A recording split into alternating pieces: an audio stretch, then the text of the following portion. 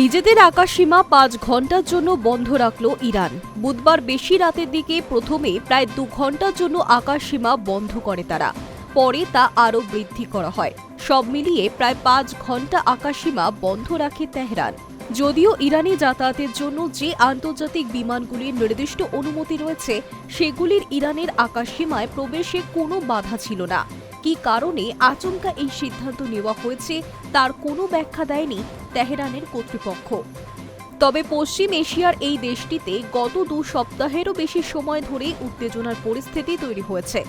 America ফের সে দেশে সামরিক অভিযান চালাতে পারে, এমন আশঙ্কাও তৈরি হয়েছে।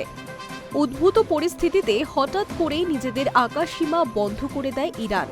2 ঘটনার মধ্যে কোনো যোগসূত্র রয়েছে কিনা তা এখনও স্পষ্ট নয়। তবে এই উত্তেজনার পরিস্থিতিতে তেহরানের সিদ্ধান্ত যথেষ্ট তাৎপর্যপূর্ণ বলেই মনে করা হচ্ছে।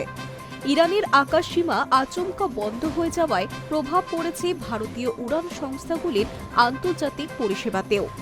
এয়ার ইন্ডিয়া ইতিমধ্যেই একটি বিবৃতি জারি করেছে। তারা জানিয়েছে, ইরানের আকাশসীমা বন্ধ হওয়ার ফলে ইরানের উপর দিয়ে যে বিমানগুলি যাওয়ার কথা ছিল, সেগুলিকে বিকল্প পথে চলাচল করাতে হচ্ছে। এর ফলে বিমানগুলির গন্তব্যে পৌঁছতে কিছুটা দেরি হতে পারে বলে যাত্রীদের আগাম জানিয়ে দিয়েছে এয়ার ইন্ডিয়া। যে বিমানগুলিকে এই মুহূর্তে বিকল্প পথে ওড়ানো সম্ভব হচ্ছে না, সেগুলিকে আপাতত বাতিল করা হচ্ছে বলেও জানিয়েছে উড়ান সংস্থা। ইরানের উদ্ভূত পরিস্থিতি নিয়ে বিবৃতি দিয়েছে ইন্ডিগো। তারাও জানিয়েছে, ইরানের আকাশসীমা বন্ধ হয়ে যাওয়ার কারণে বেশ কিছু আন্তর্জাতিক বিমান পরিষেবা প্রভাবিত হতে পারে। বস্তুত পশ্চিম এশিয়ার বিভিন্ন দেশে আমেরিকার সেনা ঘাঁটি রয়েছে। এর মধ্যে অন্যতম হল কাতারের আল উদেইদ ঘাঁটি। এই বিমান ঘাঁটিকেও ব্যবহার করে মার্কিন বাহিনী। বুধবার সন্ধ্যায় খবর ছড়ায় বেশ কিছু কর্মীকে কাতারের ওই ঘাঁটি ত্যাগের নির্দেশ দেওয়া হয়েছে। এই খবর ছড়িয়ে পড়তেই নতুন করে উত্তেজনা বৃদ্ধি পায়, কারণ গত বছরের জুনে ইরানে মার্কিন হানার আগেও একই রকম নির্দেশ দেওয়া হয়েছিল।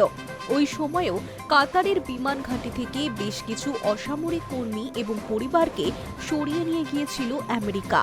ঘটনাচক্রে ঠিক তারপরেই ইরানের 3 পরমাণু কেন্দ্রে বোমারু বিমান দিয়ে হামলা চালিয়েছিল মার্কিন বাহিনী। Hi news network.